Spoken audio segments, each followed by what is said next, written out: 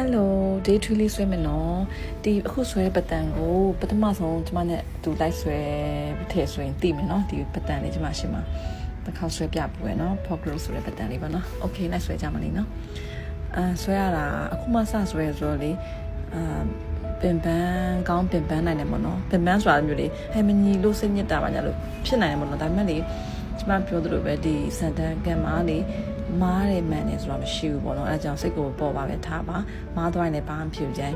ဘယ်လိုလောက်အောင်ဖြည့်မလဲဆိုတော့စိတ်ကူးလေးစိတ်ကူးပြီးတော့ဖြည့်လို့ရတယ်နော်အရန် pressure ထားစရာမလိုနော် okay ကျွန်တော်ဒီပတ်တန်လေးလိုက်ဆွဲချင်နော်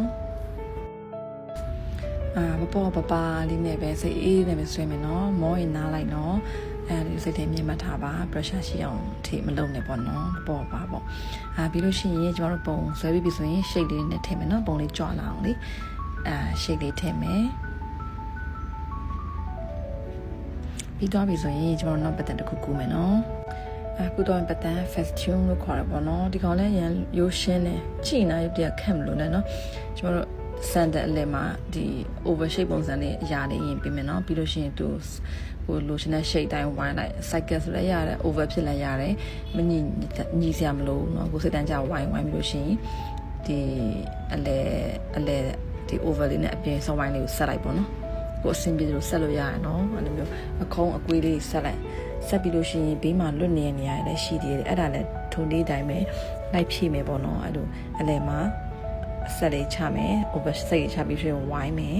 ဝိုင်းလို့ရှိရင်ကိုမြင်းကွေးလေးထည့်မြင်းဖြောင်းမြင်းကွေးလေးလိုက်ထည့်ပေါ့နော်โอเคအဲ့လိုမျိုးပဲဒီ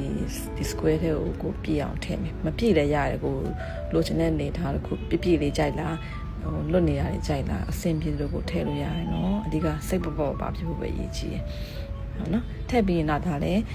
ပုံတိုင်းမှာထည့်ပြီးလို့ရှိရင် shape လေးနဲ့ထည့်ပြီးမယ်နော်သူ shape လေးထည့်ပြီးလို့ရှိရင်ပုံလေးရတယ်နဲ့ကြွတယ်လို့ခံစားရတယ်ပေါ့နော်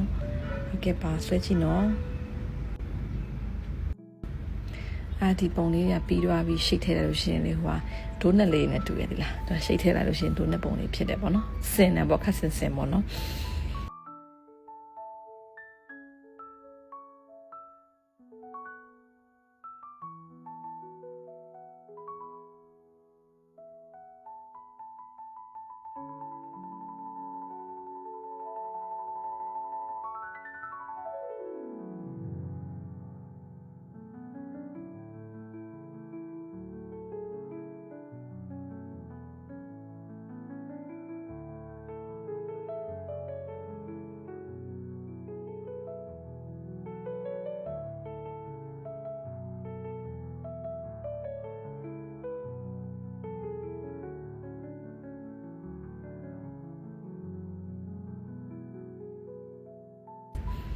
နောက်တစ်ခုက hollowbell လို့ခေါ်ရပါတော့ hollowbell လို့ခေါ်တယ်ဒီကောင်ကအရန်လွယ်တယ်ကိုမြင်းချောင်းနှစ်ချောင်းအခုကျမဆွဲတယ်မနော်မြင်းချောင်းနှစ်ချောင်းဆွဲပြီး cross line နဲ့ကိုကြက်လို့စိတ်တန်းကြကို crop ဖြတ်တောက်လျှောက်ဖြတ်တော့မနော်ကိုဘယ်လောက်ဖြည့်မလဲကိုသွားခြင်းနဲ့အနေထားကို10ချောင်းထပ်ဆို10ချောင်း15ချောင်းကြက်လို့ထည့်ပေးရတယ်ဖြည့်အဲ့လိုဖြတ်ပြီးပြီဆိုရင်ကျမတို့ဒီကိုက line ထည့်တာချိန်နဲ့ပြီဆိုရင်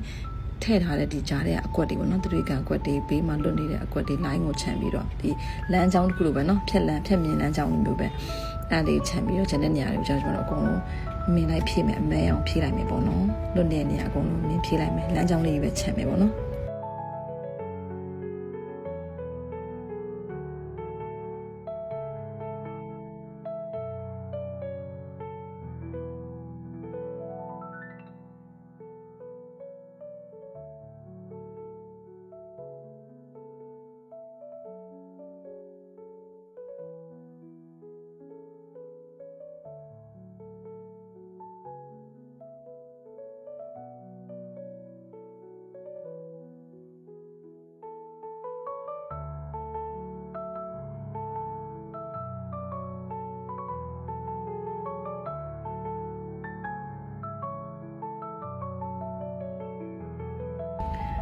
ပြီးသွားရင်နော်ပြီးသွားဆိုလမ်းကြောင်းဖြူလေးပဲမယ်အဲ့နေရာမှာကျွန်တော် shade လေးထည့်မယ် shade ကကြပဲနေရာမှာထည့်မယ်သူလေမြင်းချောင်း